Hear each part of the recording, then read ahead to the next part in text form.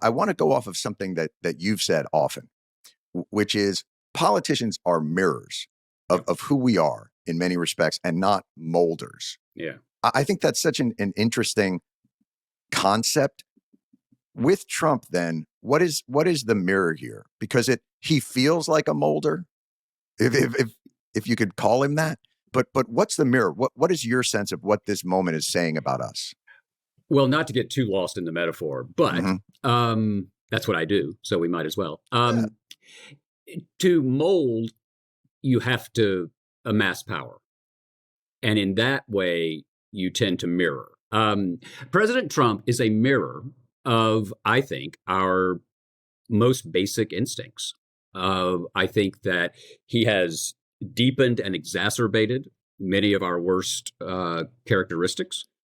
And one of the arguments that we have, and I have this with, people who are in power at the moment and will be for at least, 48 more hours, is people will say, this isn't who we are. Well, of course it's who we are. Right. We've lived out of compliance with the Declaration of Independence far more often than we've lived in compliance with it. That's not to say, therefore it's all going to work out, or let's not do anything about that. Unpack that, though, a little bit, because that's such an interesting thought, because I unpack in terms of living outside the Declaration of Independence or the Constitution. I've always sort of had that sense, you have this founding document that says all men are created equal. And within the same document, some men are considered 3/5 of a human. Yeah. And is that the compliance, right? Different document, but is that the compliance you're talking about? Yeah. I mean, we began the national experiment voluntarily by saying that we hold these truths to be self-evident, that all men are created equal. Didn't have to do that. Mm-hmm. But Jefferson, on one of the great committees of all time, Jefferson, Franklin, Sherman, Livingston, and Adams, I would assign them anything to do. Must have been a great deck, when Franklin ran through the deck. A white guy, a flawed 33-year-old white guy, slave owner, articulated an ideal of human liberty, unique in that time and place for someone with power to articulate that. So that's, people who look like me did, sort of set the standard. And then, as you say, we immediately, 30 seconds later, fell short of it. So 1776 to 1865, we allowed human enslavement. Mm-hmm. So out of compliance, seems to me. We had a brief period after the Civil War where white folks who looked like me down here in the South could not vote because a lot of folks wouldn't take an oath back into the United States. Mm-hmm. Black folks could vote very briefly. And then there's a white reaction.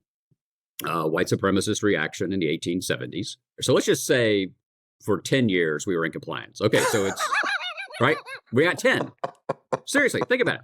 No, you're dead on. Then we go back out of it from really the 1876 election, which pulled federal troops out of the South as a price of Hayes beating Tilden, and then we really roll until 1965, where separate accommodations, incredible obstacles to franchise. And so basically, and there's a frequent argument about this, I believe it, we'll be celebrating the 250th anniversary in a couple of years. Right.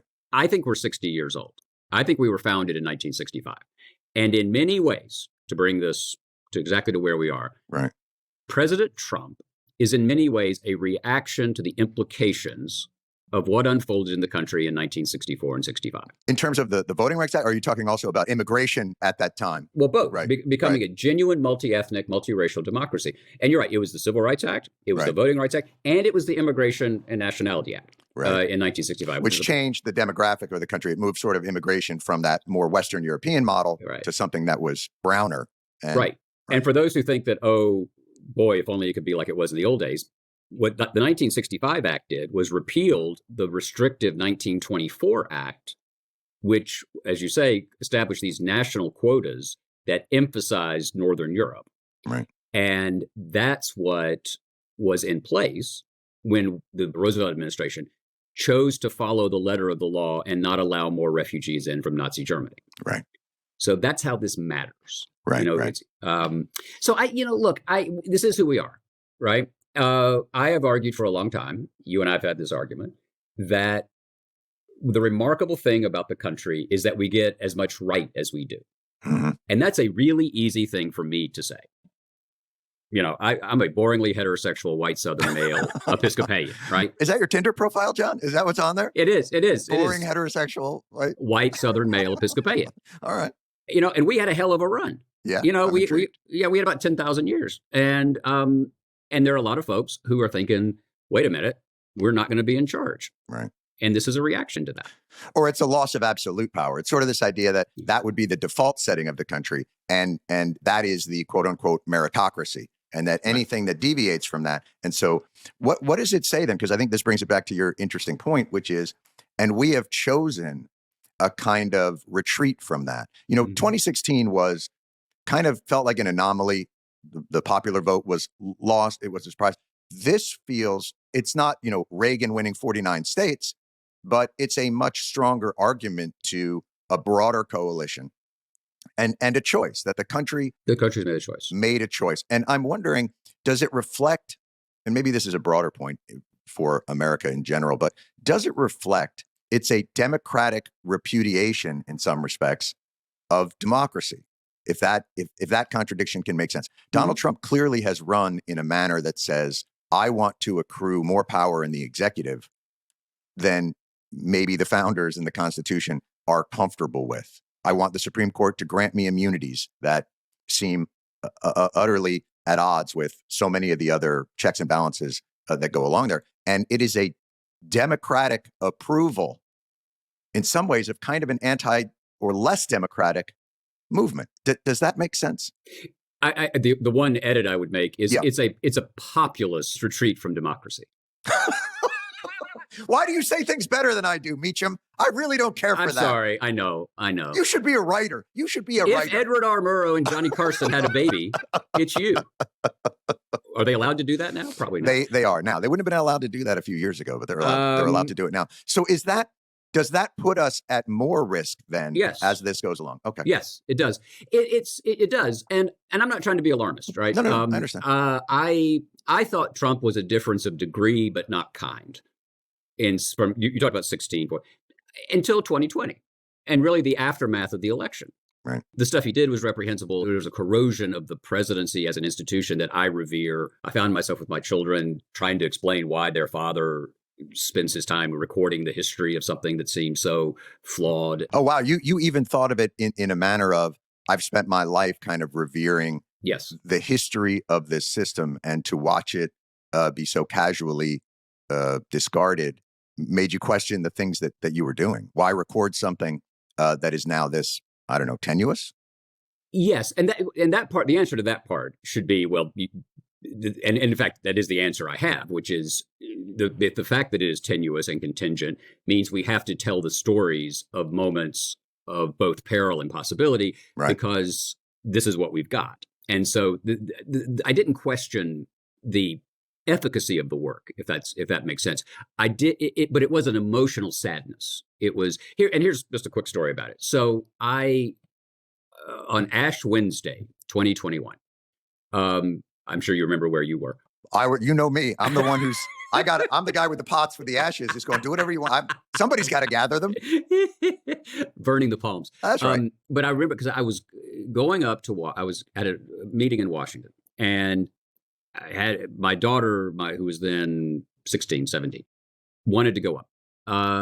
And we had the opportunity to see someone whose office was in the Capitol.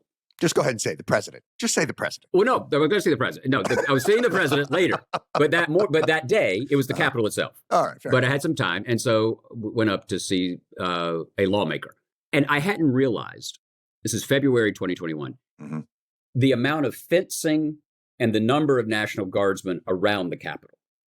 And the reaction I had was a kind of embarrassment that my daughter, for whom this would be a formative political memory, was going to saw this as we are having to erect barriers to keep Americans who are trying to seize power at any cost. And this should not be who we are.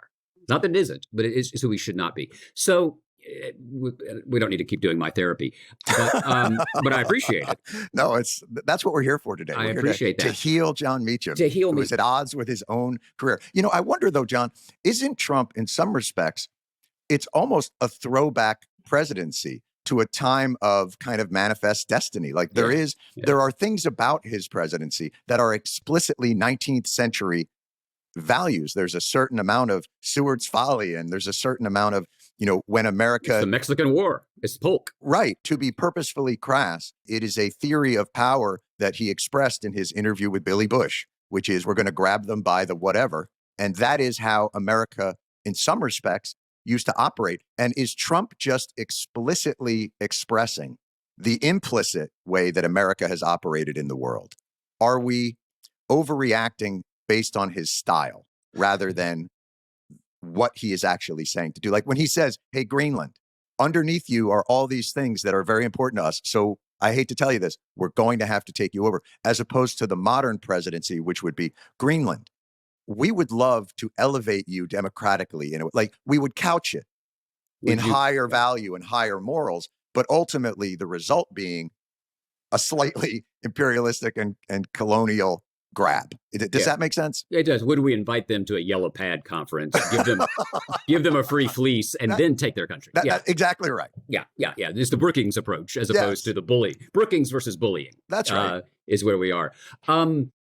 Yes, is the answer. I'm all for vigorous and unconventional debate. The Greenland thing was one of those moments where you're sort of sitting there and you're thinking, this is crazy. But then you go, I wonder, maybe we want Greenland. Right. We've certainly tried to buy it in the past. And it's not top of mind, I think, for a lot of people. I don't think I live in Nashville. I don't think down on Broadway, they're singing Friends in Low Places and thinking Greenland. Maybe not, but I'll tell you what, Chattanooga, they've been about this for years. Hey, don't mess with the home folks. All right, fair enough. Moon pies and Coca-Cola. Right. Believe me, if the ingredients to make moon pies were underneath Greenland, they'd be all about it, brother. They'd be down there. So if he wants to bring up crazy stuff, that's perfectly fine to me. Mm-hmm. I just don't want him to try to steal elections. I don't want him bullying judges.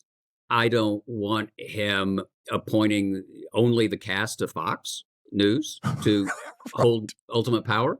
And look, people like us, I think a lot of folks on the right might say that the people on this screen right now are one of the reasons Donald Trump is president. I think that exaggerates, to say the least. Right. But I lay it mostly at my feet. I don't. Well, you should. I think you're out clean, but I think it's mostly at my feet. Well, let me tell you. So one more story. Yeah. So this is where, and this is we're doing full therapy. So I am famous, not famous. You are famous. No, on the right, there's a trope in that part of the world. Yeah. On the night of the final presidential debate in 2020, this is another thing about my children. It was here in Nashville. It was that horrible one, remember, where Trump wouldn't stop talking and all right. It was really embarrassing. And I took another child of mine down to the actual debate. I'd never been in a hall. Do you guys not have like a great adventure down there? Is it always every time you take every story about your children is like, and I took them to a legislative session where they got to watch a certain amount of gerrymandering that was occurring. Then we went to the subcommittee. Right. Are they ever like, Dad, they make roller coasters. You can get on them. I didn't hear about that. No. We don't do that. We're very, very serious here. And I came back and I do my TV stuff from my basement. Mm-hmm. So I was doing, commenting at 11 p.m. And it had really been a kind of, again, unsettling moment where you had an incumbent president trying to bully a former vice president. It just wasn't where we wanted to be, in my view. And it was one of these things where President Trump had kept sort of talking about the mayor of Moscow. He was speaking in this kind of Fox News. That's right. Russia, and all that. Yeah. And different allusions I didn't fully understand. So I was sitting there talking probably to Brian Williams, and I said something to the following effect. Donald Trump basically appeals to the white man's lizard brain. Right. And it's sort of this elemental thing, which is what I meant. Now, that was a gift wrapped to right-wing ecosystem because suddenly it became that I had called Trump supporters lizard brains. Right. And it was it was fairly, there were threats, there was, that all that stuff. Familiar with that. Yeah, absolutely you are. More so. And so it was a lesson to me that you can't walk into it. The basic point I was trying to make was that there is an elemental feel here. Greenland is part of that. Right? It's like, all right, as you were just saying, we want to grab it. And I think one of the things that worries me most, and tell me if you're seeing this in your world, I think this exhaustion, the resistance exhaustion, is a very real thing. Oh, no, I think there's no question about that. I think, you spoke of, January 6th in 2020 being a demarcation point for you. And I feel the same way. We can talk about degrees of expansionist rhetoric or all kinds of other things, or, Trump certainly isn't the first president who has enemies lists or who is doing things explicitly through the influence of, corporate power, any of these other things. They're all in there.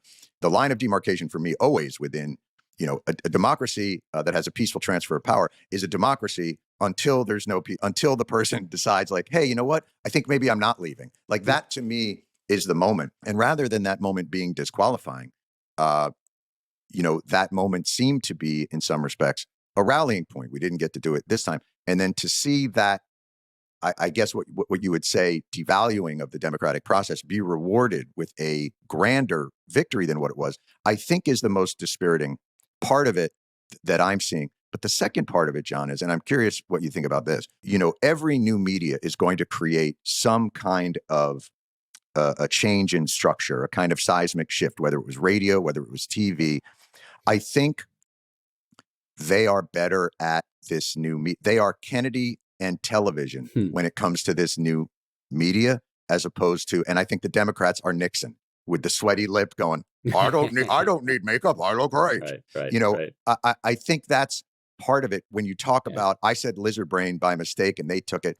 I think let me, in our therapy session, excuse you because you can't outsmart social media. You cannot be so careful. I would urge you not to be. Because it doesn't matter your framing. It doesn't matter a casual slip. They will find the root of attack and there will be a relentlessness to it that you just have to accept as part of it. Is the congestion pricing of having and operating in artisan talk shittery, of being someone who expresses opinions. But it's not real. Those have been weaponized for that. But I don't think that the left has figured out in any manner how to make that work for them. I think that's right. And it's one of the great mysteries. Al Gore tried to fix this 20 years ago. In what way? Remember, he started a network. Oh, yeah. Remember Current, and it was, and it's just an interesting thing. And it's also, we shouldn't whine about it. Political power, as you say, often accrues to those who master the means of communication. Right. But also the message, I think and here's where I think it's a more difficult situation than I think people give it credit to. It's not just Trump as a bad actor or January 6th or any of those things. I think increasingly democracy is an analog system in a digital world. And the chasm that creates between the emotional catastrophizing of its people versus the kind of glacial pace of change, I do think democracy itself has to find a way for government to be more agile and responsive. I have sympathy for those who believe that our government is not responsive to the discomfort of its own people in large measure. Yes. And one of the first times that argument was made was by Anne Morrow Lindbergh. Charles Lindbergh's. You're taking us back to America First. Yes. I thought you were going to say William Jennings Bryan. I had no idea you were going Lindbergh. Anne Morrow Lindbergh. You are a man of surprises, Meacham. That's me, baby. The book was called The Wave of the Future, and it was a big bestseller in the 40s. Yep. The argument was that what was happening in Rome, Berlin, and Moscow was more suitable to a globalized world that was shrinking because of air power and technology. Wow. And that a totalitarian system might be more commensurate with the challenges of a world that required quicker national action. And I've heard American presidents talk about this in private, not that they're for it, but that they understand the impulse. And And I think all of this, to me, democracy is fundamentally a moral question, and not in a Sunday school way, but it's how we are with each other, right? And I'm on the right side of the economic equation, and I would probably, I'm certain I would have a different view or different views if I were in a different place or if I were a different person. That goes without saying. But the moments in American history where we have done things that we tend to commemorate and say we want to emulate have been moments where we have decided that giving was as important as taking, right? So you're going better angels on us. I'm going better angels on us, but it's a 51-49 thing. Mm. And it's not, here you go. It's not better angels because it's just the right thing to do. So here's another story. Where did you take your kids this time, John? We went to an essay contest. This is going to be, actually, get ready. Oh, this is about Greenwich Country Day School in the 1930s. So, you can't get more Episcopalian than that, sir. George Herbert Walker Bush was the most glamorous boy in the school. Yes, I'm sure. He was about to go off to Andover to boarding school. There was an obstacle course race at Greenwich Country Day School. He always won it. The faculty came to him in his last year and said, would you let everybody else have a head start? He said, sure. Whatever that voice would be when you're 13. There was a boy in the school named Bennett McNichol.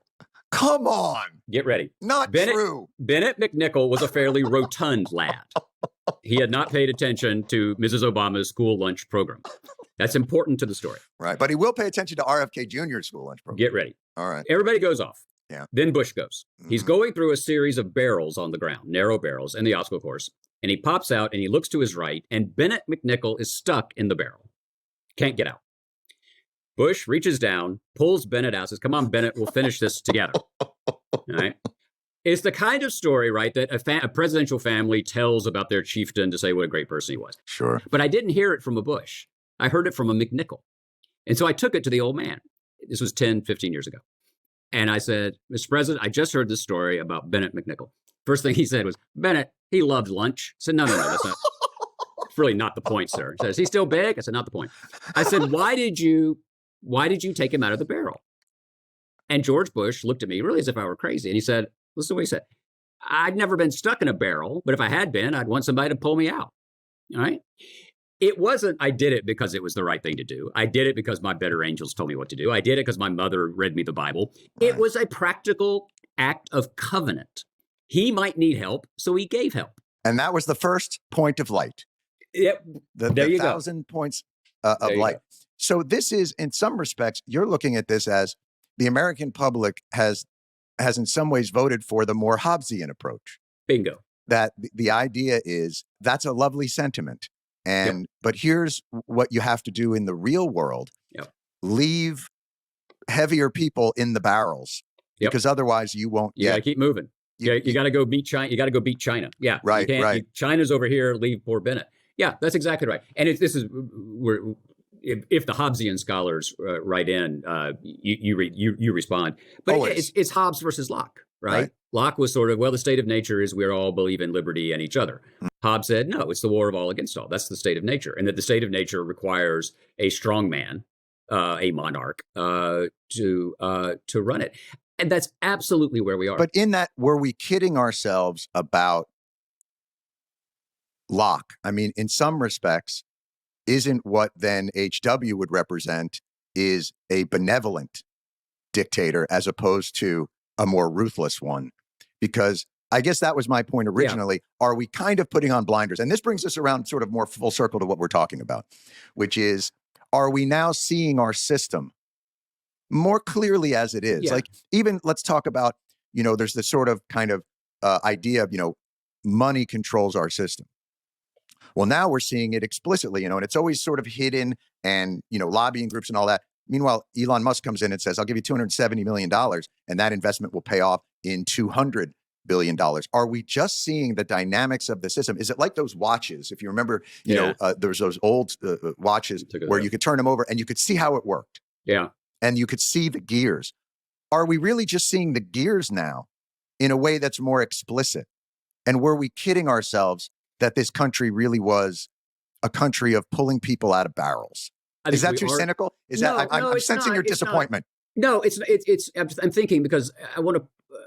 I think this is why history has a moral utility, right? Okay. I think that it's, and I'm to be serious for a second. It is absolutely rational to have a cynical, fatalistic reaction to the fact that 49.9% of the voters chose to do this again. Mm. And all I would say is that I could make a pretty good case that our better moments have always been counterintuitive, countercultural. Elaborate. So Franklin Roosevelt, who redefines the relation of the state and the country, eliminates poverty among the elderly with Social Security, took people, gave them some dignity, gave them some work, didn't really want to integrate war contracts and rounded up the Japanese Americans. So Hobbes and Locke working together. In one person. Right. And so we've been doing this since the third chapter of Genesis, right? And we're driven by there was a piece of fruit. They said, don't take it. We said, no, I want that. Thing. We had everything. And then one fruit. Week in, they're like, you know what I would like? Some kind of a crumble. What do you think? Apple crumble? We did it for Harry and David's. Oh, for God's sake. We did it for a box of pears. What is wrong with us? But therefore, the fact that Harry Truman and Lyndon Johnson and George H.W. Bush and Joe Biden, the fact that flawed, sinful, broken people were still able, in extremis, to do something that broadened the mainstream, that put us a little more in compliance with the Declaration, is not something the way you articulated a second ago was a glass half empty. I think that it's, I don't want to say it's half full, but it's a quarter full. And I think that's what makes history, I think that's what is a source of hope, is that realizing that all these people in the past were just as miserable as we are. Right? Yes. They had terrible days and they had good days. And so I remember running across this. If you go to the Lincoln Memorial, the great temple, right? It's otherworldly. It's divine. But then you go in and it's the face of a human being. Right. Still a pretty large face. Very large. Yeah. That's the tension. It's awe-inspiring. Even I find that memorial is the one for me that I think is most visceral in our pantheon. When you go down there, I've always found that, I've never been much, impressed by marble and limestone and the structures. And boy, when you walk into Treasury, you really go, oh, you're expecting a revolution, because like when you walk into Treasury, you really go, so where's Marie Antoinette's office? Yeah, right. Because I'd like to go see her. Like, it is gilded to the nines. And you really do get a sense of, if the people find out, they're gonna have you melt down some of this gold leaf. Yeah, the tumbrils. That's exactly right. But there is something about the simplicity of the Lincoln Memorial, the scale of it, that I have always, and also because I view the Civil War always as our darkest moment, and in some respects our most fortunate to have had the North, the non-slave owning side, triumph.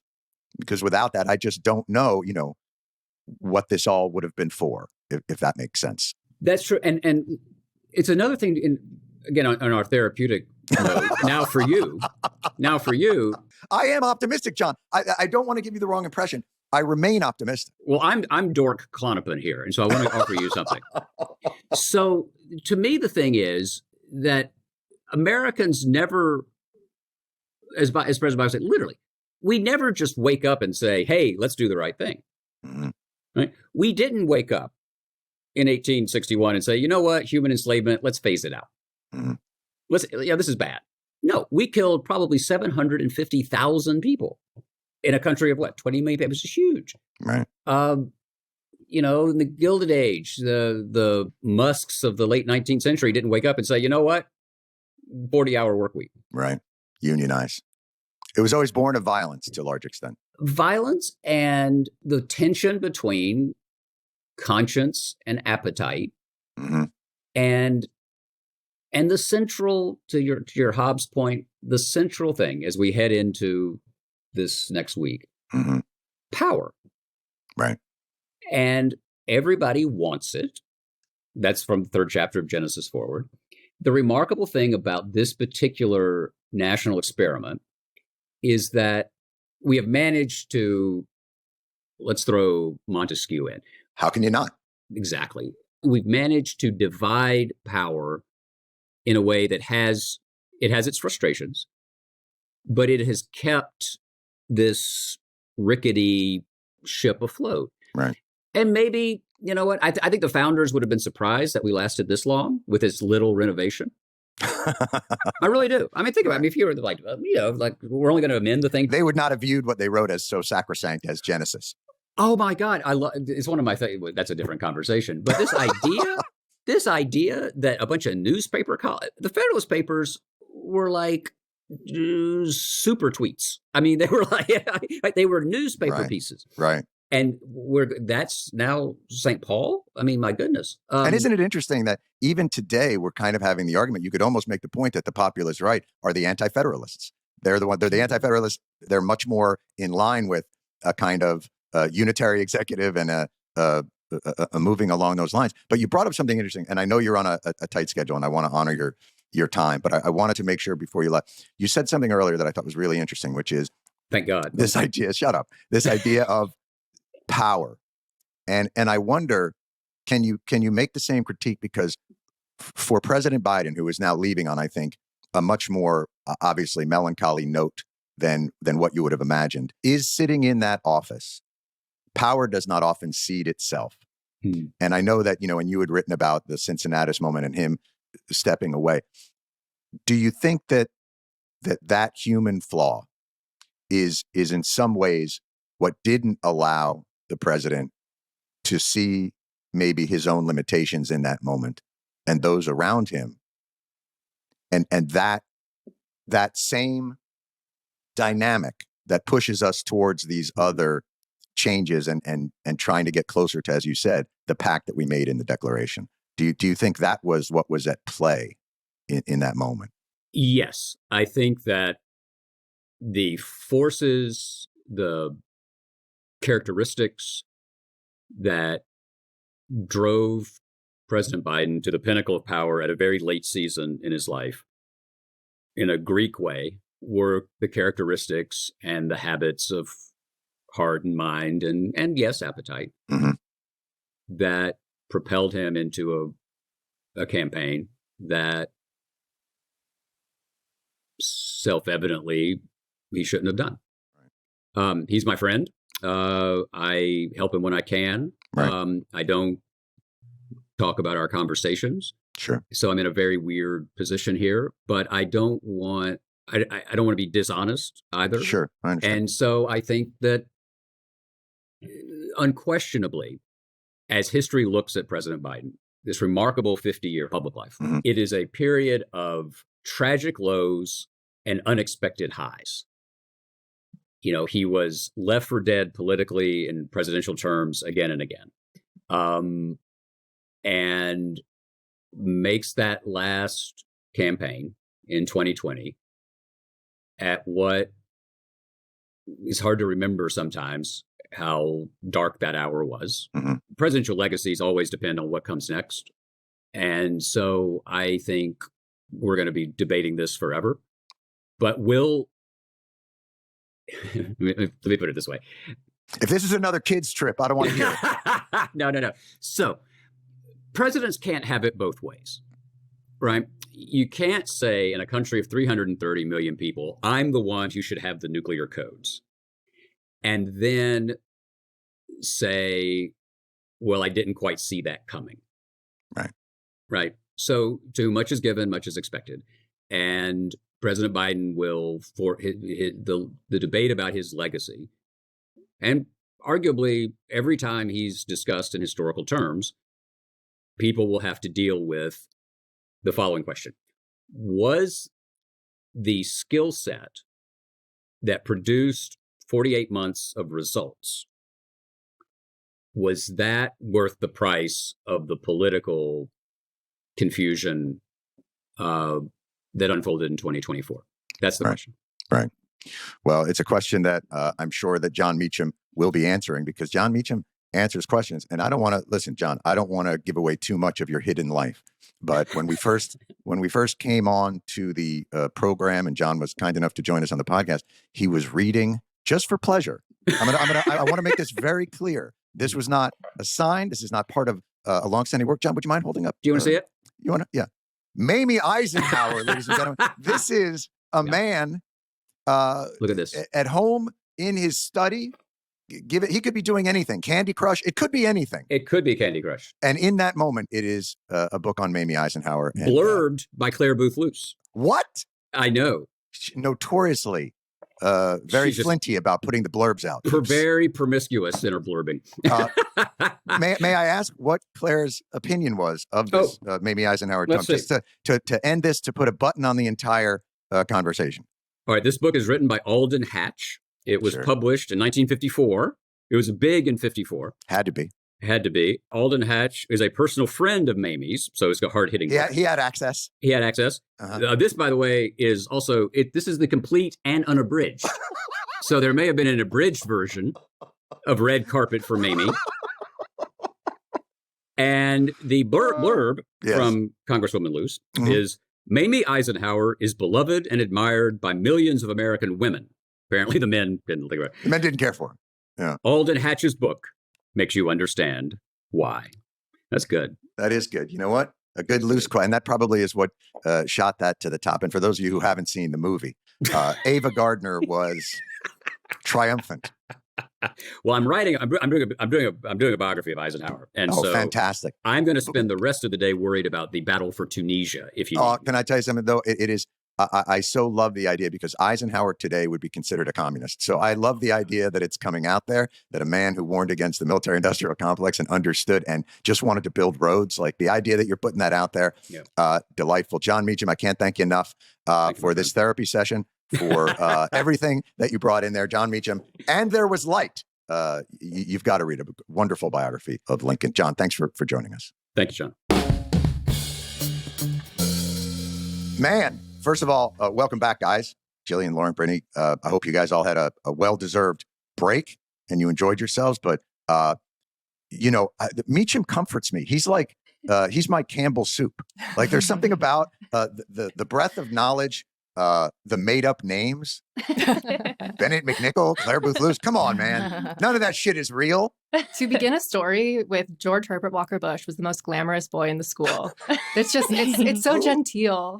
He talks like people write. Yeah, he just he's talks like an that Edith way. Wharton novel. Yeah. Yes. I really thought that barrel story was going to end and that was the inspiration for No Child Left Behind or something like that. Right. He was gonna tie it around. Although if I'm the McNichol family, and you do wonder, like, as president, if Bennett McNichol, he just would sit there just stewing in his, I wonder if Bennett McNichol was just like, you didn't pull me out of that barrel.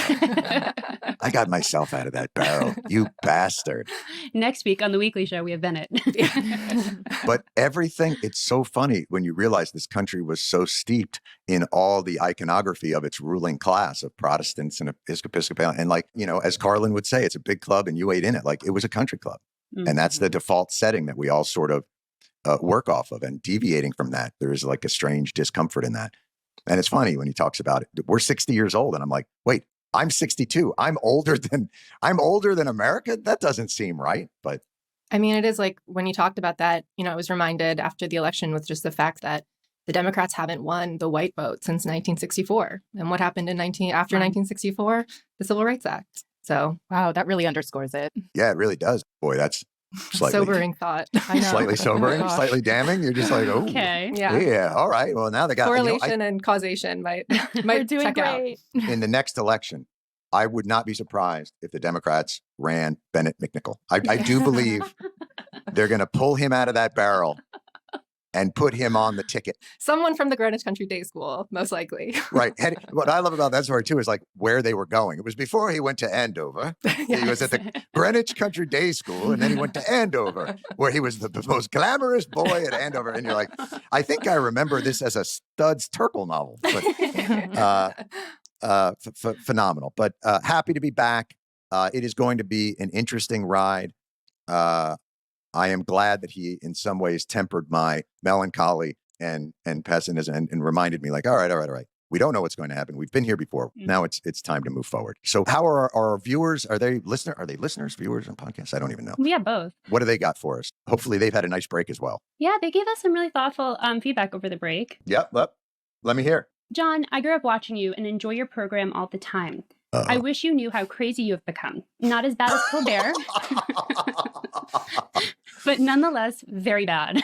Very bad. You know what I love about all those? It's always like, I've been a fan of yours my whole life. I love everything you do, but you've really made a turn. And I'm like, you haven't watched a minute of me because I'm the same dumb asshole I have been since the start, unfortunately. Oh, I've got more. Yeah. What's the other? Is it all along that sort of?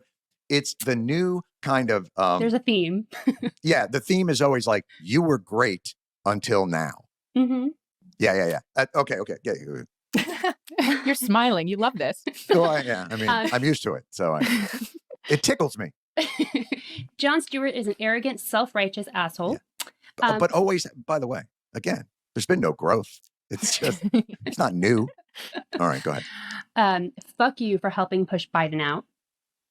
Oh, wow. You know, I'm still somewhat baffled by that idea that actually Biden, like even those closest to him now sheepishly acknowledge what they should have acknowledged a year and a half ago. Yeah. And God bless them if they think, oh, in this kind of revisionist mindset that actually, actually his vigor and acuity are as good as they've always been. And he would have trounced. Like, I just think that's sadly divorced from the reality. And I take no pleasure in that. I take no pleasure in saying it. He felt to me, I'll put this in comedic terms. When a comedian comes on and the audience is worried about that comedian as they perform, that's the death of their performance. That's how I felt about, unfortunately, the president. And I don't know how you guys felt. Oh, yeah. It felt like a high wire act that you were just waiting to see if he fell. Literally, by the way. Yeah, right. I mean, in terms of it, it's tough. I mean, the debate was the kind of the apex of it. But I think prior to that, I mean, there was, and I think also you have to remember, the bully pulpit requires vigorous pushback, especially in this modern media environment.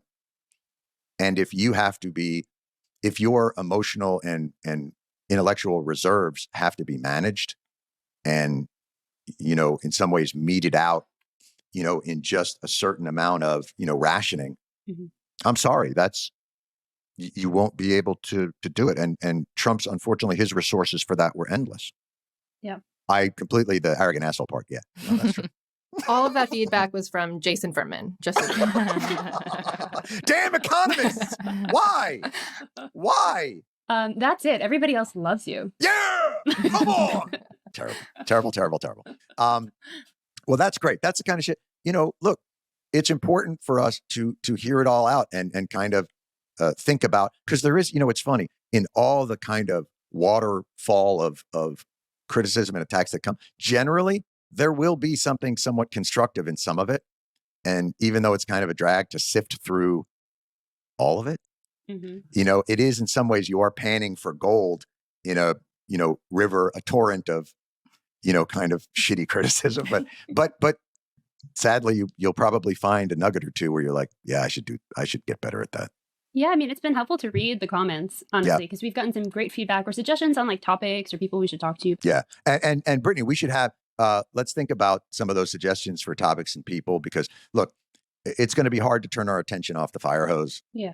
For these first, but there is a whole world out there. And speaking of which, by the way, we talked about California earlier. I just want to quickly, again, for anybody out there who is considering, the California Fire Foundation is phenomenal. So it's cafirefoundation.org. If anybody is interested, and I'm certainly, it's not a secret of all those organizations. So that happens to be one. But we all obviously, not to get colloquial, but we all have very good friends and family out there that are really going through it. So, what's people want to get in touch with us? What is it, Brittany? Twitter, We Weekly Show Pod. Instagram, Threads, TikTok, Blue Sky, We Are Weekly Show Podcast. Taking off on Blue Sky, man. Yeah, All you right. actually really are. Oh, And you can like and subscribe our YouTube channel, The Weekly Show with Jon Stewart. wonderful. And as always, thank you again, lead producer Lauren Walker, producer Brittany Mehmetovic, video editor and engineer Rob Vitolo with his baby, who is now, how old is the baby now, Rob? 11? Audio editor and engineer Nicole Boyce, researcher and associate producer Jillian Spear, executive producer Chris Shannon, executive producer Katie Gray, who I must say also just had a beautiful baby. Yay. Little Nora, so sweet. And we wish Katie and her husband Chris just the absolute best. They're just the sweetest, most wonderful people. So so excited for them as they go along on this journey. And that's that, man. We will see you guys next week. The Weekly Show with Jon Stewart is a Comedy Central podcast. It's produced by Paramount Audio and Busboy Productions.